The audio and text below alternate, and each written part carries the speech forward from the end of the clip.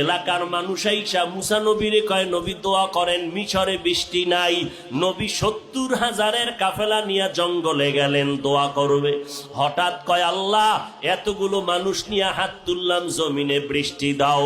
আমার আল্লাহ ডেকে বলে, রে মুসা, তুমি যেই লোকগুলো নিয়ে দোয়া করতেছো, এই লোকের মধ্যে একটা গুনাহগার আছে, লাগাতার 40 বছর গুনাহ করেছে, জিনা করতেছে।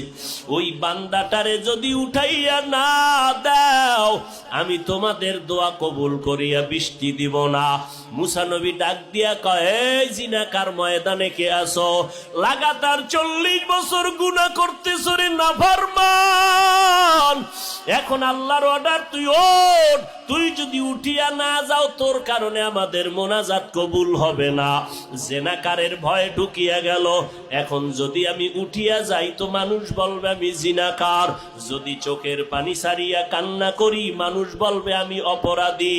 এইবার একটা কাপড় মাথার সামনে রাখিয়া চেহারাটারে ঢাকিয়া আস্তে আস্তে আমার মালিকের কলিজা বরিয়া ডাক দিছে, ও দয়ার মালিক,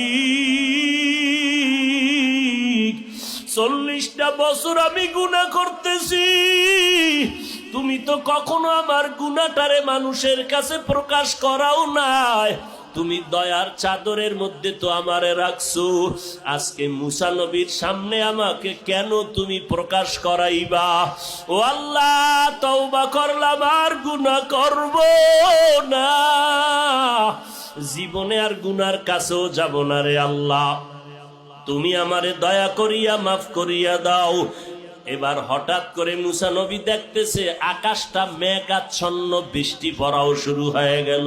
মুসা নবী বলেন, আল্লাহ আপনি যাকে উঠতে বললেন সে তো উঠে নাই, আবার বৃষ্টি দিলেন কেন?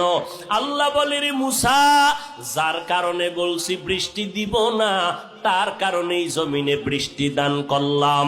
আল্লাহর নবী বলেন, তা কেমন করে?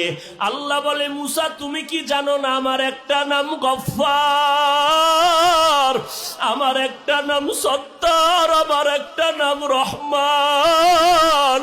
ওরে গুনার পাহাড় নিয়েও যদি কোনো বান্দা একটু ডাক দেয় মালিক, ও আল্লাহ তুমি আমারে মাফ করিয়া দেয়।